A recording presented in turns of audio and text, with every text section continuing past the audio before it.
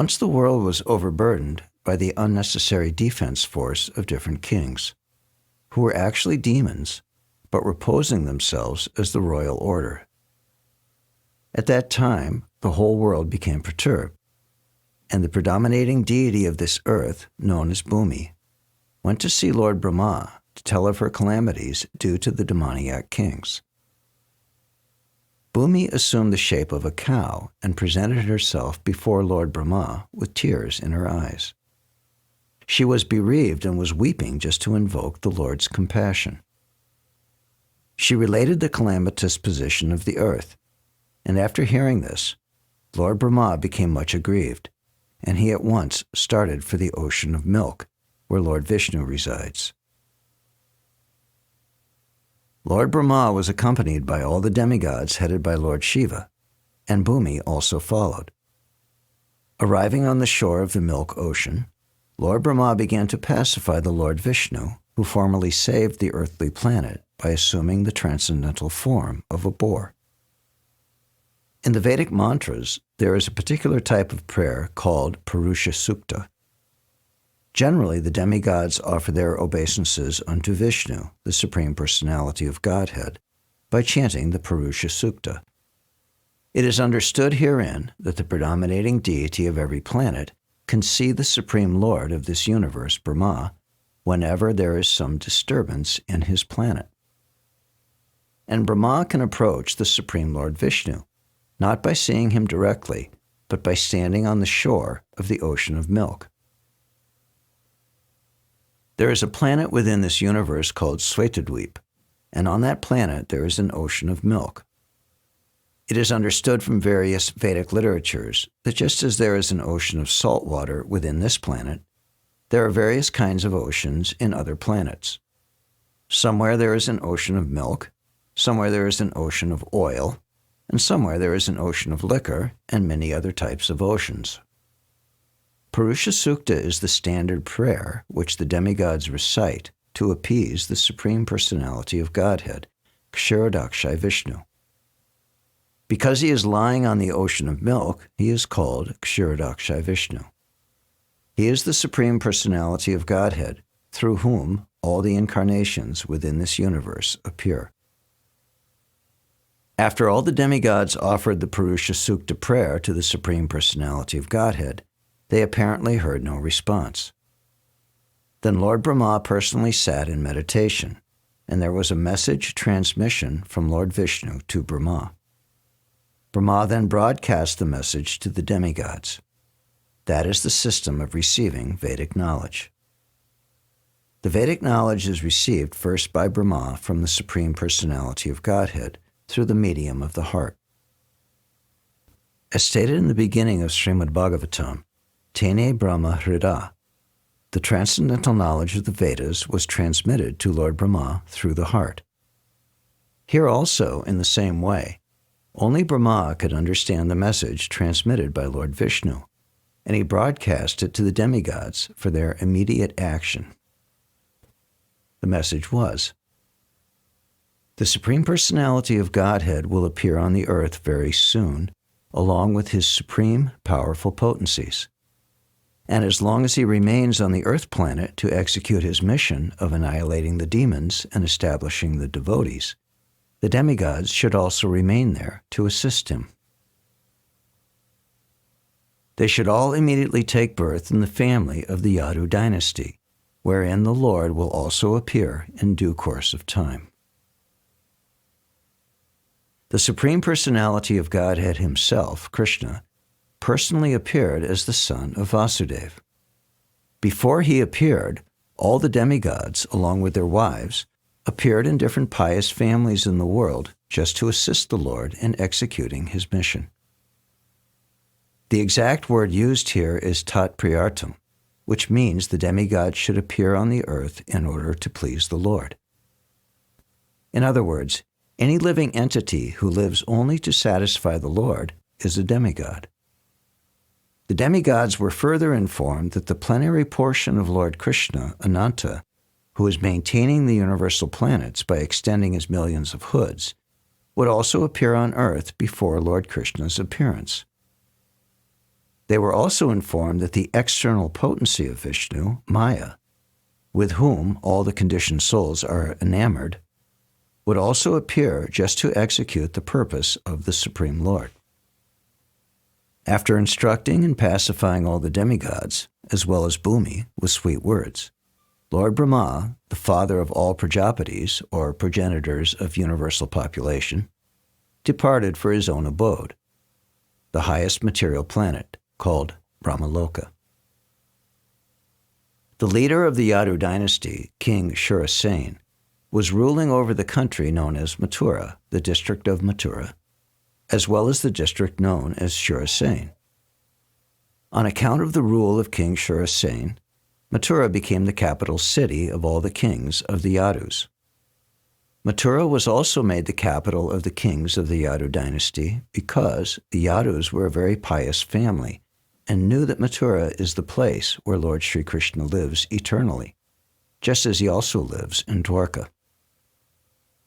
Once upon a time, Vasudeva, the son of Shurasen, just after marrying Devaki, was going home on his chariot with his newly wedded wife. The father of Devaki, known as Devaka, had contributed a sufficient dowry because he was very affectionate toward his daughter. He had contributed hundreds of chariots completely decorated with gold equipment. At that time, Kamsa, the son of Ugrasen, in order to please his sister Devaki, had voluntarily taken the reins of the horses of Vasudeva's chariot and was driving. According to the custom of the Vedic civilization, when a girl is married, the brother takes the sister and brother-in-law to their home. Because the newly married girl may feel too much separation from her father's family, the brother goes with her until she reaches her father-in-law's house. The full dowry contributed by Devaka was as follows: 400 elephants fully decorated with golden garlands, 15,000 decorated horses, and 1,800 chariots. He also arranged for 200 beautiful girls to follow his daughter. The Kshatriya system of marriage, still current in India, dictates that when a Kshatriya is married, a few dozen of the bride's young girlfriends, in addition to the bride, go to the house of the king. The followers of the queen are called maidservants, but actually they act as friends of the queen. This practice is prevalent from time immemorial, traceable at least to the time before the advent of Lord Krishna 5,000 years ago. So Vasudeva brought home another 200 beautiful girls along with his wife. While the bride and bridegroom were passing along on the chariot, there were different kinds of musical instruments playing to indicate the auspicious moment. There were conch shells, bugles, drums, and kettle drums. Combined together, they were vibrating a nice concert. The procession was passing very pleasingly, and Kamsa was driving the chariot, when suddenly there was a miraculous sound vibrated from the sky, which especially announced to Kamsa, "Kamsa, you are such a fool. You are driving the chariot of your sister and your brother-in-law, but you do not know that the 8th child of this sister will kill you." Kamsa was the son of Ugrasen of the Bhoja dynasty. It is said that Kamsa was the most demonic of all the Bhoja dynasty kings. Immediately after hearing the prophecy from the sky, he caught hold of Devaki's hair and was just about to kill her with his sword. Vasudeva was astonished at Kamsa's behavior, and in order to pacify the cruel, shameless brother-in-law, he began to speak as follows, with great reason and evidence. He said, "My dear brother-in-law Kamsa, you are the most famous king of the Bhoja dynasty, and people know that you are the greatest warrior and a valiant king. How is it that you are so infuriated that you are prepared to kill a woman who is your own sister at this auspicious time of her marriage? Why should you be so much afraid of death? Death is already born along with your birth. From the very day you took your birth, you began to die. Suppose you are 25 years old. That means you have already died 25 years. Every moment, every second, you are dying. Why then should you be so much afraid of death? Final death is inevitable. You may die either today or in 100 years. You cannot avoid death. Why should you be so much afraid? Actually, death means annihilation of the present body. As soon as the present body stops functioning and mixes with the 5 elements of material nature, the living entity within the body accepts another body, according to his present action and reaction. It is just as when a man walks on the street. He puts forward his foot, and when he is confident that his foot is situated on sound ground, he lifts the other foot. In this way, one after another, the body changes and the soul transmigrates. See how the plant worms change from one twig to another so carefully. Similarly, the living entity changes his body as soon as the higher authorities decide on his next body. As long as a living entity is conditioned within this material world, he must take material bodies one after another. His next particular body is offered by the laws of nature, according to the actions and reactions of this life. This body is exactly like one of the bodies which we always see in dreams. During our dream of sleep, we create so many bodies according to mental creation. We have seen gold, and we have also seen a mountain. So in a dream, we can see a golden mountain by combining the 2 ideas. Sometimes in dreams, we see that we have a body which is flying in the sky, and at that time, we completely forget our present body. Similarly, these bodies are changing. When you have one body, you forget the past body. During a dream, we may make contact with so many new kinds of bodies, but when we are awake, we forget them all. And actually, these material bodies are the creations of our mental activities. But at the present moment, we do not recollect our past bodies. The nature of the mind is flickering. Sometimes it accepts something, and immediately it rejects the same thing. Accepting and rejecting is the process of the mind in contact with the 5 objects of sense gratification: form, taste, smell, sound, and touch. In its speculative way, the mind comes in touch with the objects of sense gratification, and when the living entity desires a particular type of body, he gets it. Therefore, the body is an offering by the laws of material nature.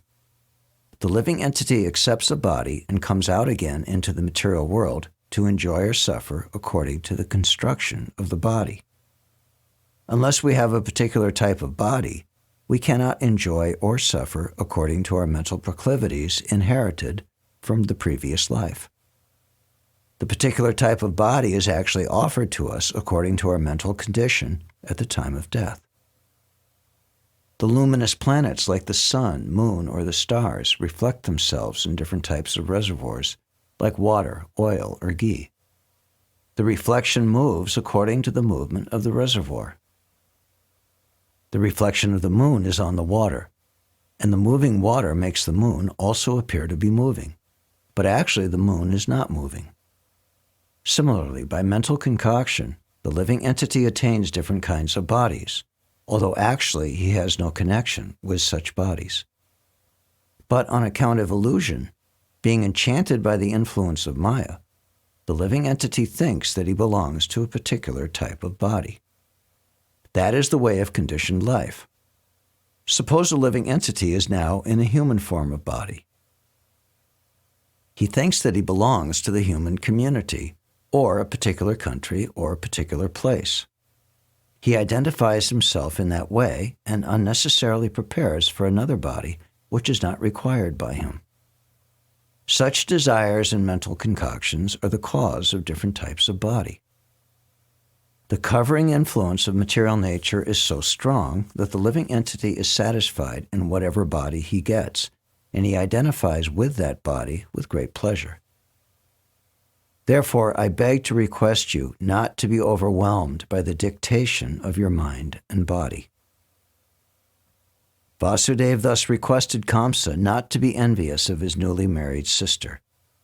One should not be envious of anyone, because envy is the cause of fear both in this world and in the next, when one is before Yamaraj, the Lord of Punishment after death.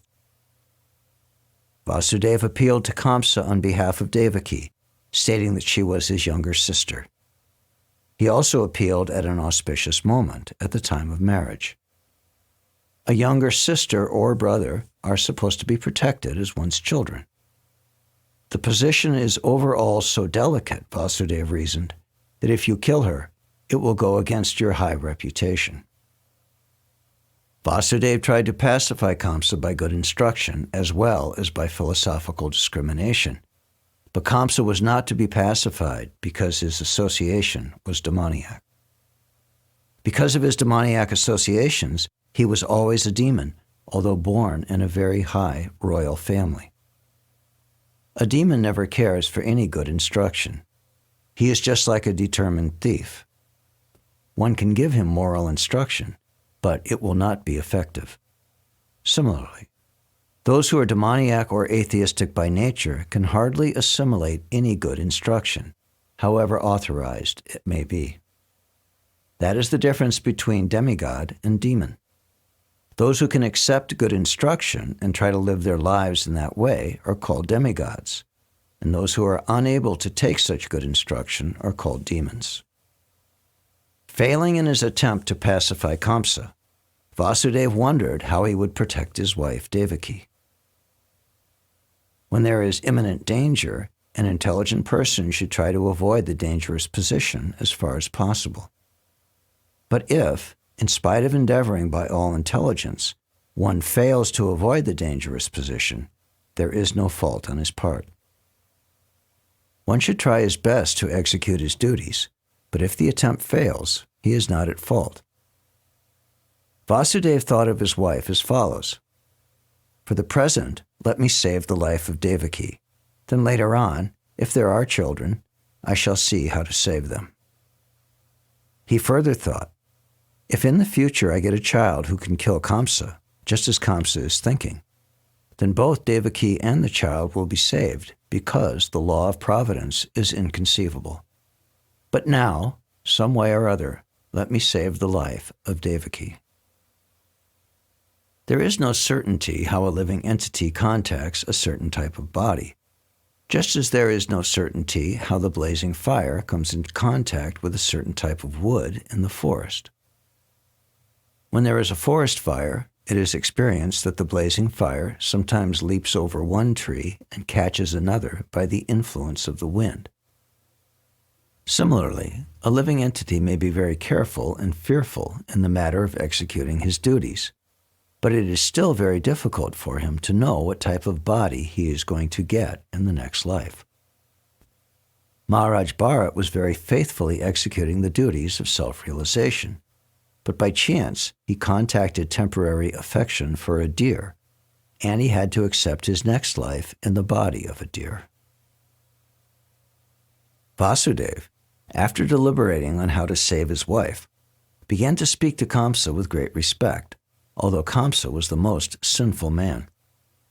Sometimes it happens that a most virtuous person like Vasudeva has to flatter a person like Kamsa, a most vicious person. That is the way of all diplomatic transactions. Although Vasudeva was deeply aggrieved, he presented himself outwardly as cheerful. He addressed the shameless Kamsa in that way because he was so atrocious. Vasudeva said to Kamsa, "My dear brother-in-law, please consider that you have no danger from your sister. You are awaiting some danger because you have heard a prophetic voice in the sky. But the danger is to come from the sons of your sister who are not present now. And who knows? There may or may not be sons in the future. Considering all this, you are safe for the present, nor is there cause of fear from your sister. If there are any sons born of her, I promise that I shall present all of them to you for necessary action." Kamsa knew the value of Vasudeva's word of honor, and he was convinced by his argument. For the time being, he desisted from the heinous killing of his sister. Thus, Vasudeva was pleased and praised the decision of Kamsa. In this way, he returned to his home. After due course of time, Vasudeva and Devaki gave birth to 8 male children, as well as 1 daughter. When the first son was born, Vasudeva kept his word of honor and immediately brought the child before Kamsa. It is said that Vasudeva was very much elevated and famous for his word of honor, and he wanted to maintain this fame. Although it was very painful for Vasudeva to hand over the newly born child, Kamsa was very glad to receive him. But he became a little compassionate with the behavior of Vasudeva. This event is very exemplary. For a great soul like Vasudeva, there is nothing considered to be painful in the course of discharging one's duty.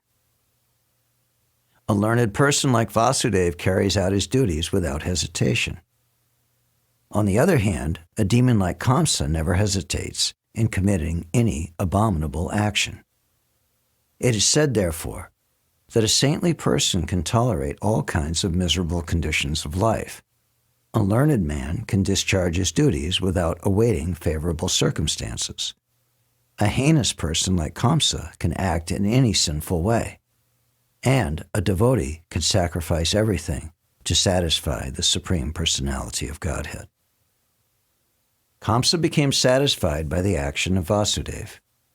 He was surprised to see Vasudeva keeping his promise, and being compassionate upon him and pleased, he began to speak as follows.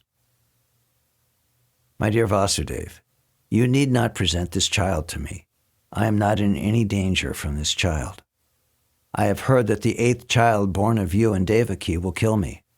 Why should I accept this child unnecessarily? You can take him back. When Vasudeva was returning home with his firstborn child, although he was pleased by the behavior of Kamsa, he could not believe in him because he knew that Kamsa was uncontrolled. An atheistic person cannot be firm in his word of honor.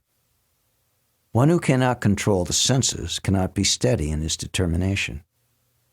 The great politician Chanakya Pandit said, "Never put your trust in a diplomat or in a woman." Those who are addicted to unrestricted sense gratification can never be truthful, nor can they be trusted with any faith. At that time, the great sage Narada came to Kamsa. He was informed of Kamsa's becoming compassionate to Vasudeva and returning his firstborn child. Narada was very anxious to accelerate the descent of Lord Krishna as soon as possible. He therefore informed Kamsa that personalities like Nanda Maharaj and all the cowherd men and girls and the wives of the cowherd men in Vrindavan, and, on the other side, Vasudeva, his father Shurasena, and all his relatives born in the family of Vrishni of the Yadu dynasty, were preparing for the appearance of the Lord. Narada warned Kamsa to be careful of the friends and well-wishers and all the demigods taking birth in those families. Kamsa and his friends and advisors were all demons. Demons are always afraid of demigods. After being thus informed by Narada about the appearance of the demigods in different families, Kamsa at once became alert. He understood that since the demigods had already appeared, Lord Vishnu must be coming soon.